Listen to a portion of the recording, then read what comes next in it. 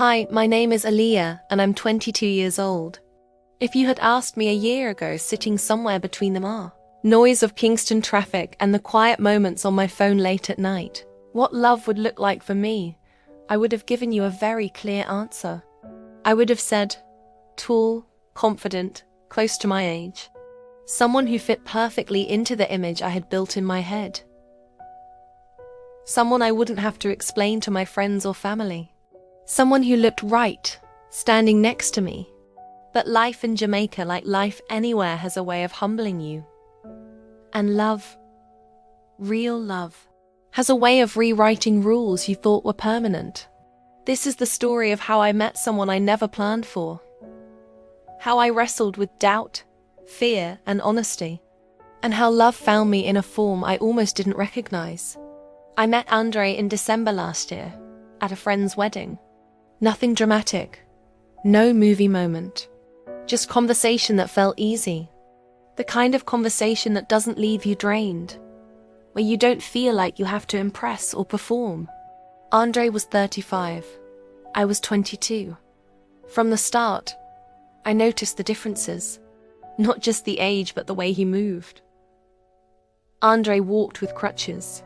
Both of his legs had been permanently damaged years earlier in an accident. He moved carefully, deliberately. Every step was visible, unavoidable. I remember thinking, this isn't what I imagined for myself. So I hesitated. I kept my expectations low. I told myself I was just being friendly. But Andre didn't rush me. He didn't overstep. He didn't act embarrassed or defensive about his body. He was simply kind, and that caught me off guard. Andre listened to me. Not the kind of listening where someone is waiting for their turn to speak, but real listening. The kind where you feel heard, even when you don't fully know how to express yourself. He was gentle with my emotions, consistent in his actions, respectful in ways I hadn't always experienced before. When I spoke, he paid attention. When I was quiet, he didn't demand explanations. When I needed space, he gave it freely. Slowly, I noticed something changing. I felt safe, and that feeling scared me more than attraction ever could. Because safety is powerful. And when you're young, you don't always recognize safety as love, especially when it doesn't look the way you thought love should look.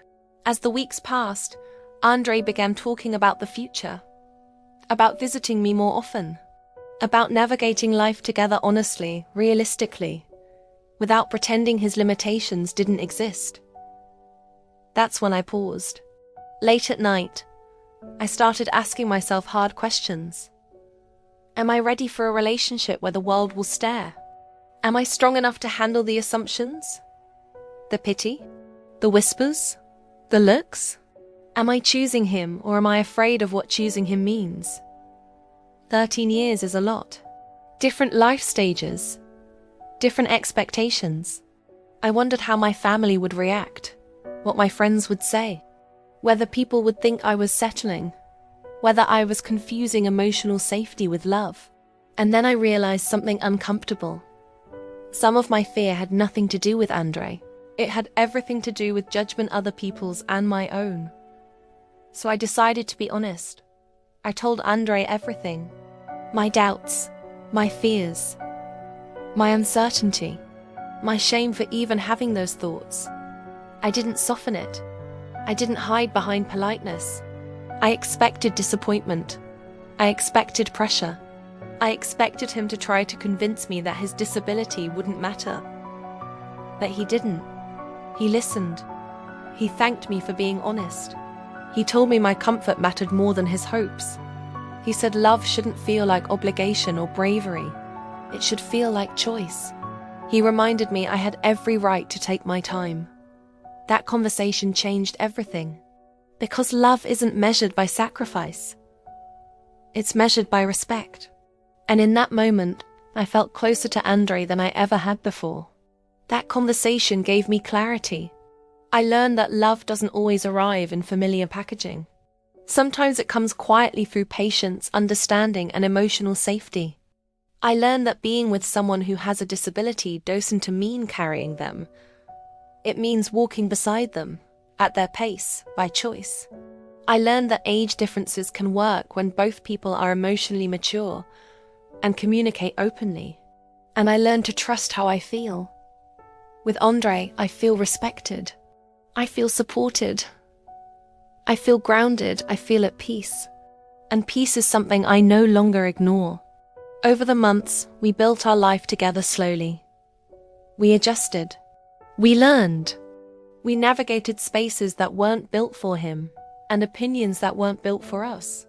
We laughed more than I expected, argued less than I feared, and faced the world hand in hand, sometimes literally, when the ground was uneven. One evening, under the soft glow of fairy lights at a small family gathering, Andre took my hand. There was no spectacle, no dramatic announcement, just the calm certainty I had come to love. And in that simple, steady way, he asked me to marry him. I said yes, not because it was the life I imagined a year ago, not because it was easy, not because it made sense to anyone else, but because it felt right. Because with Andre, love was never about appearances or convenience. It was about respect, patience, laughter, and the quiet comfort of knowing you're chosen not out of pity, but out of love. So yes, I married him. And every day since, I've been learning that love's truest beauty often comes quietly, patiently, and in forms you never thought to imagine, but that fit perfectly once you stop looking away. Because love, real love, isn't about what it looks like. It's about how it feels. And with Andre, it feels like home. And then, slowly, another truth revealed itself. Not through boasting, not through displays, not through anything Andre ever felt the need to announce. I came to learn almost by accident that the man I had fallen in love with lived a life far larger than I had imagined. Andre was a very wealthy businessman. He owned private jets. He held real estate across countries and continents. His work reached far beyond Jamaica, far beyond anything I had ever been exposed to. And yet, none of it had been obvious. He never led with money, never used it to impress or persuade, never allowed it to define how he treated me or how he moved through the world. What struck me most wasn't the scale of his success, but the quiet way he carried it, the humility, the restraint, the fact that even with everything he had, what he valued most was sincerity, connection, and peace. In that moment, I understood something deeply important. The love I chose was real long before I knew the full story. I didn't fall for comfort, security, or status. I fell for kindness, for patience, for respect, for a man who met me as an equal, not an accessory. And that realization only confirmed what my heart already knew. Because love, real love, doesn't begin with what someone owns or what they can offer materially. It begins with how safe you feel in their presence, how seen, how valued, how free you are to be yourself. So yes, I married a man who is successful beyond measure. But more importantly, I married a man who is rich in the ways that matter most. Because love isn't about appearances. It isn't about numbers. And it certainly isn't about wealth. It's about how it feels. And with Andre, it still feels like home.